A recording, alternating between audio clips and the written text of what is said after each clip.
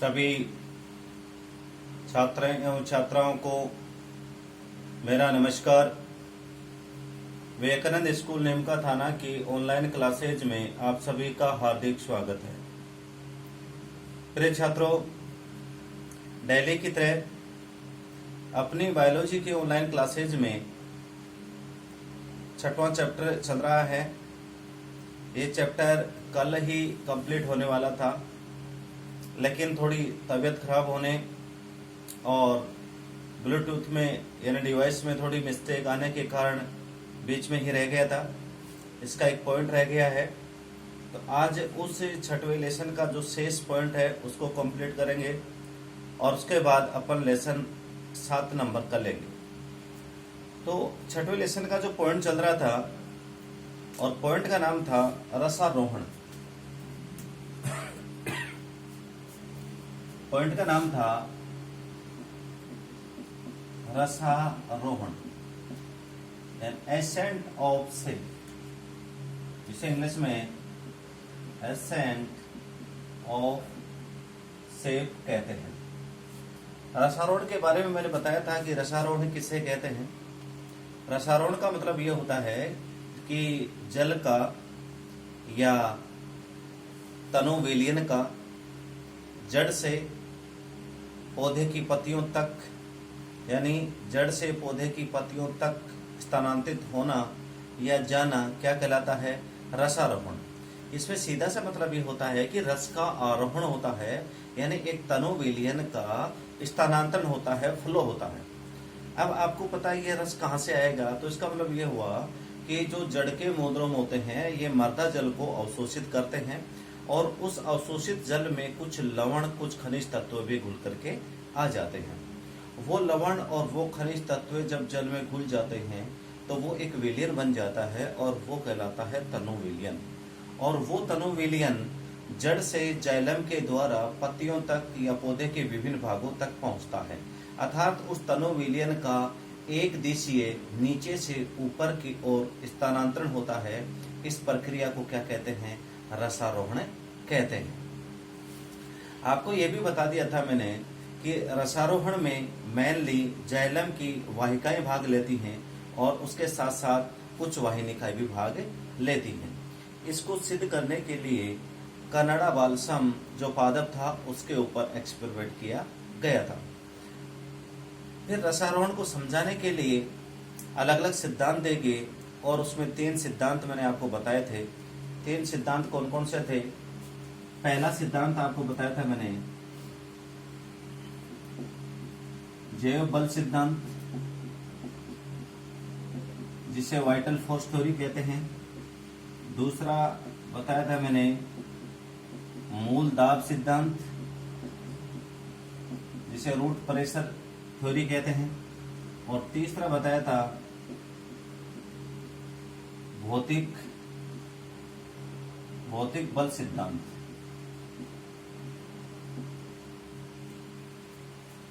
इसमें से 2 कंप्लीट कर चुके थे अपन, जैव बल सिद्धांत और मूलदाब सिद्धांत कंप्लीट हो गया था कल के लेक्चर में। जैव बल सिद्धांत क्या कहता है? जैव बल सिद्धांत में ये कहा गया है कि तने की जीवित कोशिकाओं में कुछ ऐसी क्रियाएं होती हैं और उन क्रियाओं से उत्पन्न जो दाब होता है वो दाब कहलाता है जैव बल, जैव दाब कहलाता है। और उसी जैव बल के कारण रसारोहण की क्रिया कंप्लीट होती है। अब इस जैव बल को समझाने के लिए अलग अलग व्यक्तियों ने अलग अलग सिद्धांत दिए, जिनमें एक था गोडलेवस्की का, और गोडलेवस्की ने दिया था रिले पंप सिद्धांत। कौन सा सिद्धांत दिया था? रिले पंप सिद्धांत दिया था।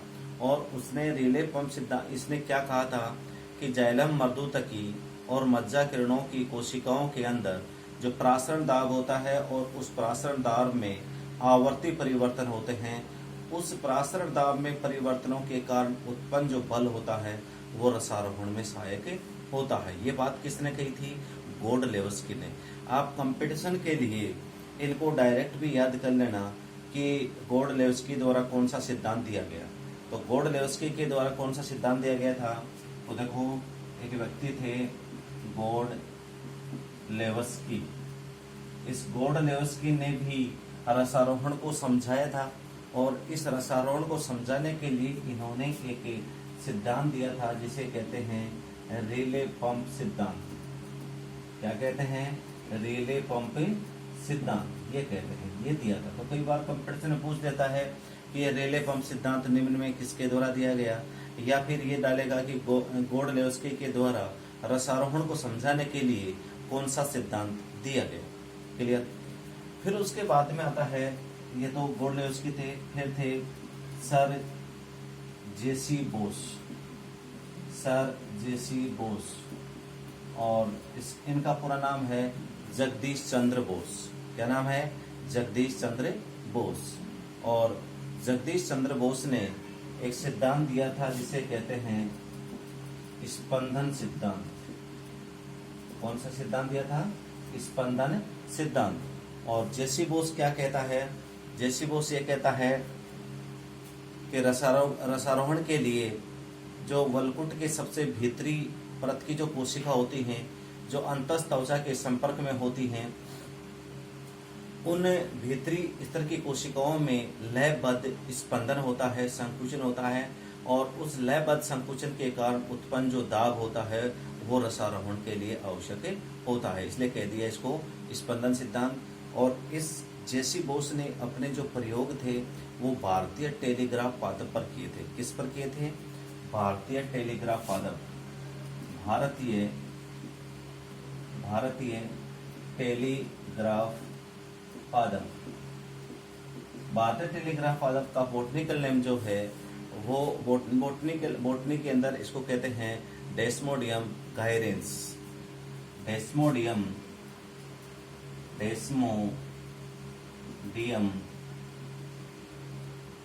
गायरियंस। ठीक है। फिर तीसरे व्यक्ति कौन आए थे? वो आए थे स्ट्रासबर्जर। और स्ट्रासबर्जर ने ये कहा था कि रसारोहण के लिए जीवित कोशिका का होना आवश्यक नहीं होता है, या जीवित कोशिकाएं सीधे भाग नहीं लेती हैं, बल्कि जीवित कोशिकाएं रसारोहण के लिए अनुकूल वातावरण उपलब्ध करवाती हैं। स्ट्रासबर्जर ने क्या कह दिया? स्ट्रासबर्जर ने ये कहा कि रसारोहण में जीवित कोशिकाएं सीधे भाग नहीं लेती हैं, बल्कि रसारोहण के लिए वातावरण को क्या बनाती हैं? अनुकूल बनाती हैं। ये बात किसने कही? ये बात कही स्ट्रासबर्जर ने। तो ये जो तीनों सिद्धांत थे, रेले पंप सिद्धांत था, आपका स्पंदन सिद्धांत था, एक स्ट्रासबर्जर की थ्योरी थी, ये तीनों सिद्धांत जैव बल को समझाने के लिए दिए गए थे। फिर अगला बताया था मैंने मूलदाब सिद्धांत। और मूलदाब सिद्धांत में बताया था कि मर्दोदक की कोशिकाओं की जो भित्ति होती है वो पतली होती है, और इसमें से जल के साथ साथ कुछ तनु विलयन भी प्रवेश कर जाता है। जल के प्रवेश के कारण से कोशिका भित्ति पर दबाव पड़ता है, और दबाव पड़ने के कारण से वो अपने मूल स्थिति में आने लगती है। उस समय उसमें से कुछ द्रव्य वाहिकाओं में प्रवेश कर जाता है, और वाहिकाओं में उस विलयन के प्रवेश करने से जो एक धनात्मक बल उत्पन्न होता है, धनात्मक दाब उत्पन्न होता है, वो धनात्मक दाब कहलाता है मूल दाब। और उस मूल दाब के द्वारा ही रसारोहण की क्रिया संपन्न होती है। ये बातें मैंने बताई थी। आपको ये भी बताया था कि किसी भी पौधे के अंदर जो मूल दाब होता है वो 2 वायुमंडलीय दाब से अधिक नहीं होता है, यानी 2 एटमॉस्फेयर पाया जाता है। अब दो वायुमंडलीय दाब होगा तो उससे के द्वारा तो केवल 20 मीटर की ऊंचाई तक ही पानी या रसारोहण की क्रिया हो सकती है। जबकि आपने देखा होगा कि काष्ठीय पौधे होते हैं जो कई बहुत ही मीटर के होते हैं, 100 मीटर ऊंचाई के होते हैं, तो उनके अंदर फिर पानी कैसे चढ़ाया जाता है, रसारोहण की क्रिया कैसे होती है। तो इस बात को ये मूल दाब सिद्धांत जो था वो समझ नहीं पाया था, इसलिए ज्यादा दिनों तक ये सिद्धांत सक्सेस नहीं हुआ, लागू नहीं हुआ। उसके बाद में आया था कौन सा? भौतिक बल सिद्धांत। ये 2 सिद्धांत मैंने आपको पहले बता दिए थे। तो आज अपन तीसरा सिद्धांत देते हैं, भौतिक बल सिद्धांत।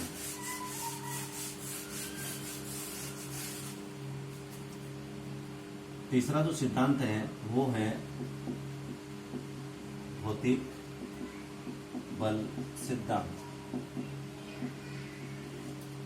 देखो, जो भौतिक बल सिद्धांत होता है, ये भौतिक बल सिद्धांत क्या कहता है?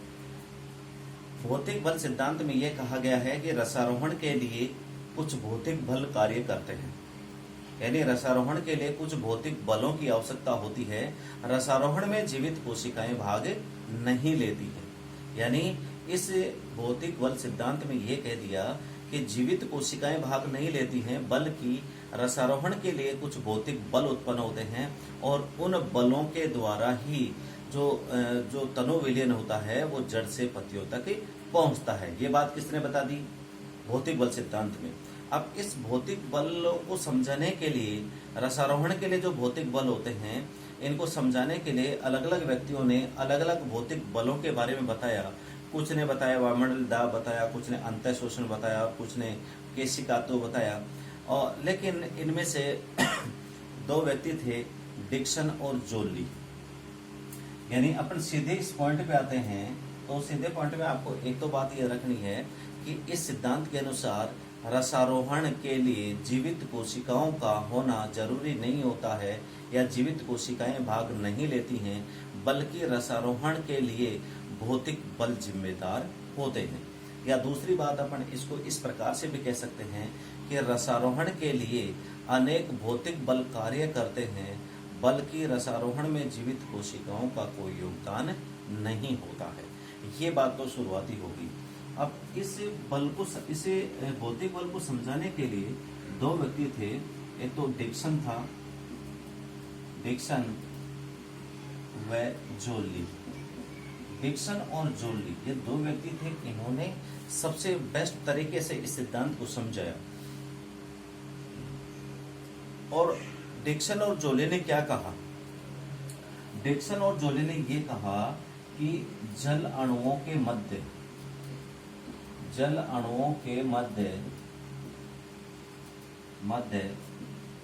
संयोजन बल पाया जाता है। एक बात तो ये कही, डिक्सन और जोली ने क्या कहा कि जल अणुओं के मध्य क्या पाया जाता है? संयोजन बल। आपको मैंने बताया था कि दो बल होते हैं, एक संयोजन बल होता है और एक आंसर्जन बल होता है। जब समान अणुओं के मध्य कोई आकर्षण बल लगता है तो वो कहलाता है संयोजन बल, और जब भिन्न भिन्न या अलग अलग प्रकार के अणुओं के मध्य जो आकर्षण बल लगता है वो कहलाता है आंसर्जन बल। तो यहाँ पर जल के अणु हैं, तो जल के समान अणुओं के मध्य जो आकर्षण बल लगता है वो आकर्षण बल कहलाता है संयोजन बल। एक तो ये कहा। दूसरी बात इसने कही कि पौधों के जो वायवीय भाग होता है, पत्तियां वगैरह, तने वगैरह होता है, उसके द्वारा जो वाष्पोत्सर्जन की क्रिया होती है, उस वाष्पोत्सर्जन के द्वारा एक खिंचाव बल उत्पन्न होता है, जिसे वाष्पोत्सर्जन खिंचाव कहते हैं, या वाष्पोत्सर्जन कहते हैं, या वाष्पोत्सर्जन तनाव कहते हैं। तो दूसरी बात इसने ये कह दी कि वाष्पोत्सर्जन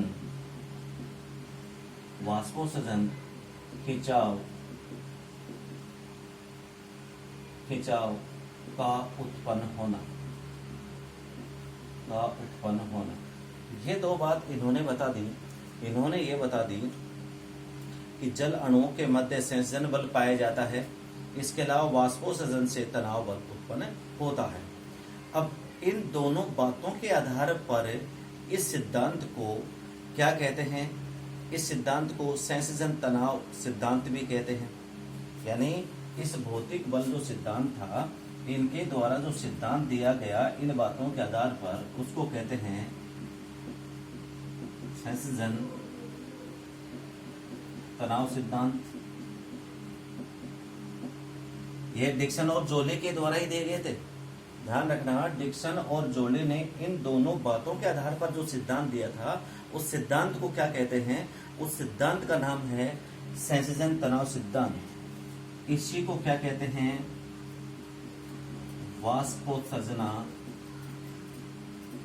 वाष्पोत्सर्जनाकर्षण तनाव सिद्धांत। इसको क्या कहते हैं? वाष्पोत्सर्जनाकर्षण तनाव सिद्धांत। ठीक है, ये सिद्धांत कहा गया इन्होंने। अब इस सिद्धांत में क्या बात बताई डिक्सन और जोली ने, ये बातें देखना। अब बात करेंगे अपन कि संयोजन तनाव सिद्धांत और वाष्पोत्सर्जन तनाव बल सिद्धांत में इन्होंने क्या कहा, या संयोजन तनाव बल सिद्धांत के मुख्य बिंदु क्या क्या है। देखो इन्होंने ये कहा, इन्होंने पहली बात तो ये कही कि पौधे में जड़ से लेकर पत्तियों तक, जड़ से लेकर पत्तियों तक जल का अटूट स्तंभ पाया जाता है, जिसे जल स्थितिक प्रणाली कहते हैं, जिसे जल स्थितिक प्रणाली कहते हैं। ये बात कही है। तो डिक्सन और जोले ने यह कहा कि पौधों में जड़ से लेकर के और पत्तियों तक जल की एक धार पाई जाती है, एक स्तंभ पाया जाता है, और वो स्तंभ निरंतर होता है, अटूट होता है, बीच में उसमें विभाजन नहीं होता है, बल्कि एक निरंतरता के रूप में एक स्तंभ पाया जाता है, और उस स्तंभ को कह दिया जल स्थितिक प्रणाली। फिर दूसरी बात ये बताई कि जब पौधे में वाष्पोत्सर्जन होता है, दोस्तों इसने क्या कहा कि वाष्पोत्सर्जन से पत्तियों की शिराओं में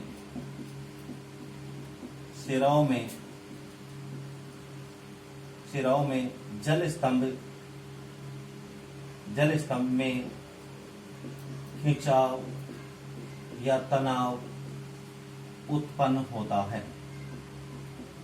एक बात ये बता दी, आपको पता है सामान्यतः जो वाष्पोत्सर्जन होता है वो पत्तियों से होता है, और वाष्पोत्सर्जन के कारण से जल की हानि होगी, और उस हानि की पूर्ति करने के लिए जो पत्ती की शिराएं होती हैं, उन शिराओं में जाइलम होता है, उस जाइलम की कोशिकाओं से जल का क्या किया जाता है, अवशोषण किया जाता है।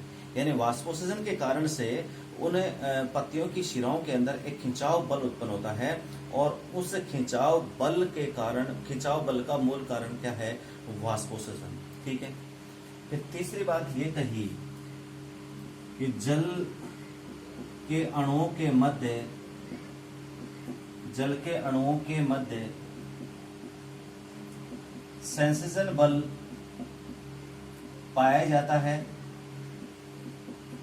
जाता है, जिससे जल जो होता है वो लगातार जड़ से, तने से होता हुआ पत्तियों तक पहुंचता रहता है।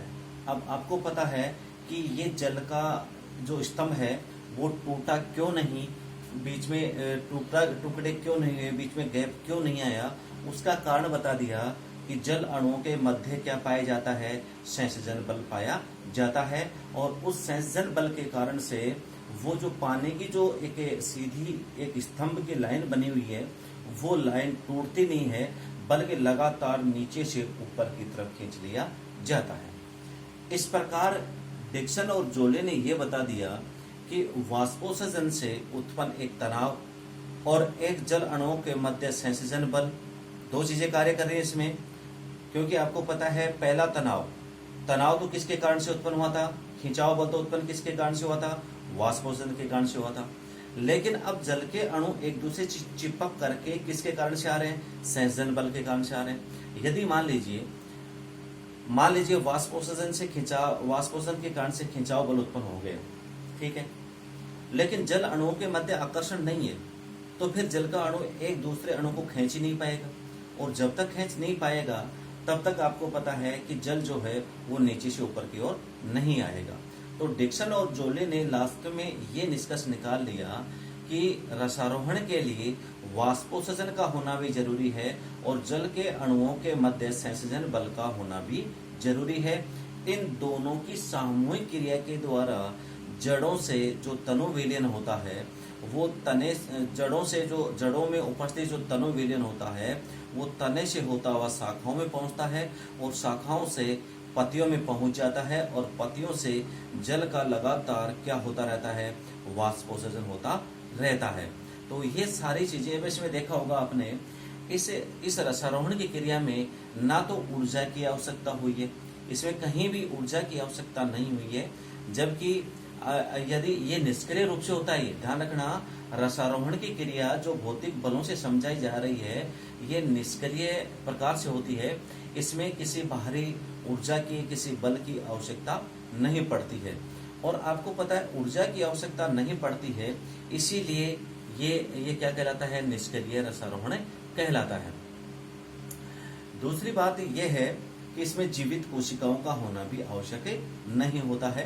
ये पूर्णतः ये जो रसारोहण की क्रिया है ये पूर्ण रूप से भौतिक बलों पर ही निर्भर करती है। और यहाँ पर दो बल कार्य कर रहे हैं, एक सेंसन बल कार्य कर रहा है और एक वाष्पोत्सर्जन से उत्पन्न खिंचाव बल कार्य कर रहा है। ये दोनों बल एक दूसरे पर या एक दूसरे के साथ मिल करके रसारोहण की क्रिया को संपन्न करते हैं। तो ये रसारोहण, ध्यान रखना, मैं बार बार कह रहा हूँ कि रसारोहण की क्रिया में जो 3 सिद्धांत दिए मैंने, जैव बल सिद्धांत, मूल दाब सिद्धांत और एक भौतिक बल सिद्धांत, इनमें से जो तीसरा भौतिक बल सिद्धांत वाला है, डिक्सन जोली वाला जो सिद्धांत है, वो वेरी वेरी इंपॉर्टेंट है। बोर्ड एग्जाम में 2 नंबर में क्वेश्चन डाल देता है। और ध्यान रखना ये कई बार आपको वैसे दे देता है, डिक्सन जोली के वाष्पोत्सर्जन सिद्धांत को समझाइए, इस प्रकार से दे देता है ये। तो इसके सिद्धांतों के नाम, उपनाम याद कर लेना।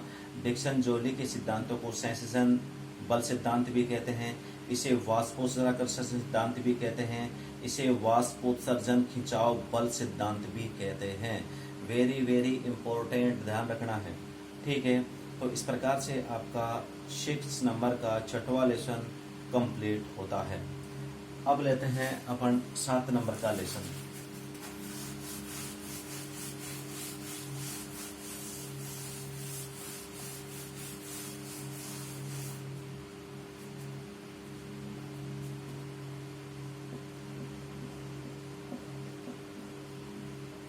लेसन नंबर है 7 और लेसन का नाम है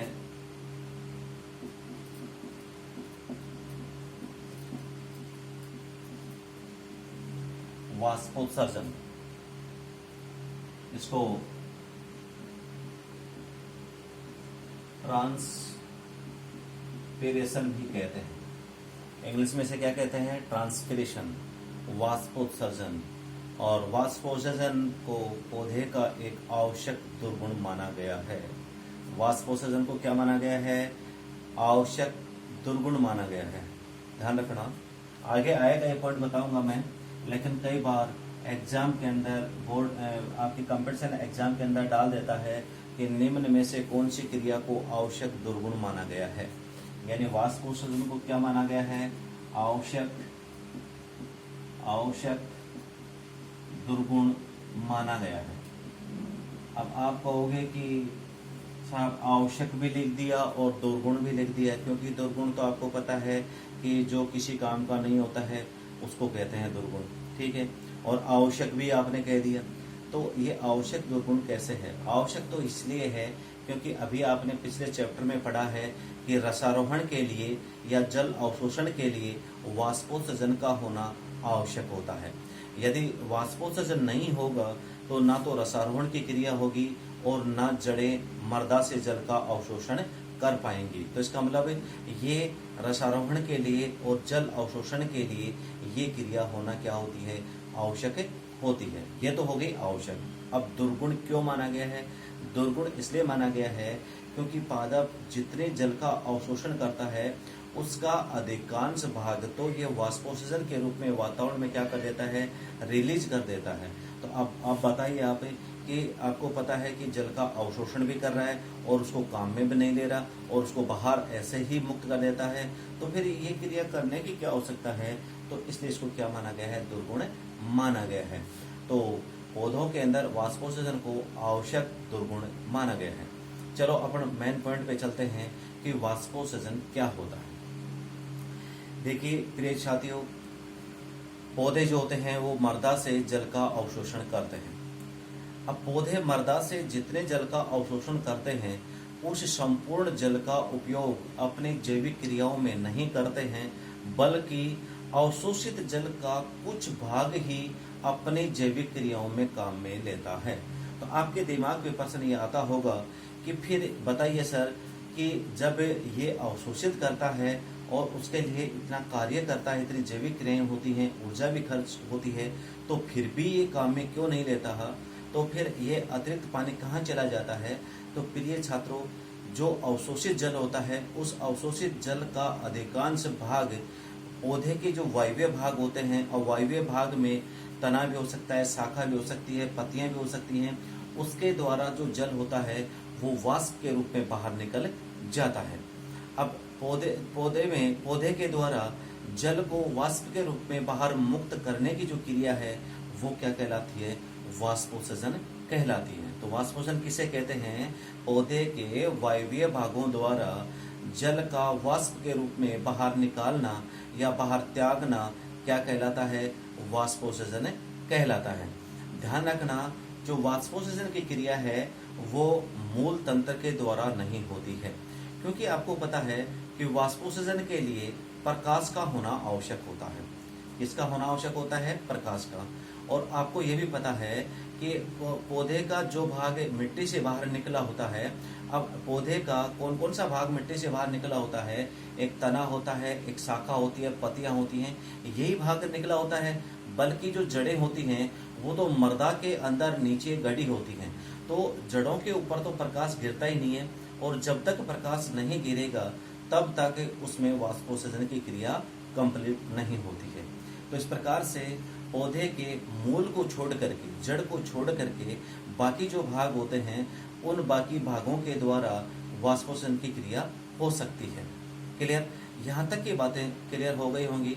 अब वाष्पोत्सर्जन जो होता है, वाष्पोत्सर्जन अभी बताया था मैंने, जल अवशोषण के लिए भी आवश्यक होता है, रसारोहण के लिए भी आवश्यक होता है। इसके अलावा पौधे के टेम्परेचर को रेगुलेट, ताप नियमन के लिए भी वाष्पोत्सर्जन आवश्यक होता है। और पौधों में जैसे वाष्पोत्सर्जन होता है, अपने अंदर भी होता है, लेकिन अपने अंदर वाष्पोत्सर्जन नहीं होता, बल्कि अपने बॉडी के अंदर देखा होगा पसीना आता है। पसीना आता है, पसीना कब आता है? जब गर्मी होती है, टेम्परेचर बढ़ जाता है, उस समय अपनी बॉडी किसको रिलीज करती है?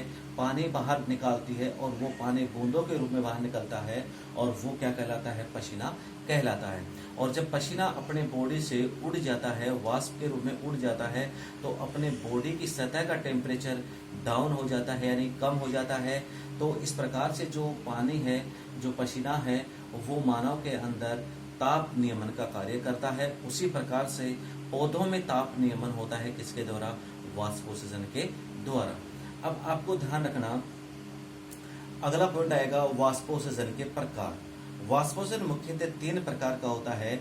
एक होता है रंध्रीय वाष्पोत्सर्जन, एक होता है उपत्वचीय वाष्पोत्सर्जन, और एक होता है वातरंध्रीय वाष्पोत्सर्जन। तो वाष्पोत्सर्जन मैंने 3 प्रकार, यानी कौन कौन से भागों से। अब ये प्रकार किसके आधार पर बांट रखा है? इन प्रकारों को बांटा है कि पौधे के कौन से भाग से वाष्पोत्सर्जन की क्रिया हो रही है। यदि वाष्पोत्सर्जन क्रिया रंध्र के द्वारा होती है तो इसे कहते हैं रंध्रीय वाष्पोत्सर्जन। यदि वाष्पोत्सर्जन क्रिया उपत्वचा या क्यूटिकल से होती है तब उसे कहते हैं उपत्वचीय या क्यूटिकुलर वाष्पोत्सर्जन। और यदि वातरंध्र के द्वारा वाष्पोत्सर्जन क्रिया होती है तो इसे कहते हैं वातरंध्रीय वाष्पोत्सर्जन। तो इस प्रकार से वाष्पोत्सर्जन कितने प्रकार हो गए? 3 प्रकार हो गए। तो आज के जो लेक्चर में इतना ही होगा। कल अपन इस वाष्पोत्सर्जन के प्रकार पढ़ेंगे, और वाष्पोत्सर्जन के प्रकार पढ़ने के बाद में इसमें से ज्यादातर जो वाष्पोत्सर्जन होता है वो रंध्रीय होता है, इसलिए अपन रंध्रीय वाष्पोत्सर्जन की क्रिया को कंप्लीट डिटेल से पढ़ेंगे। तो आज के पॉइंट में इतना ही। Thank you, all the best. Okay.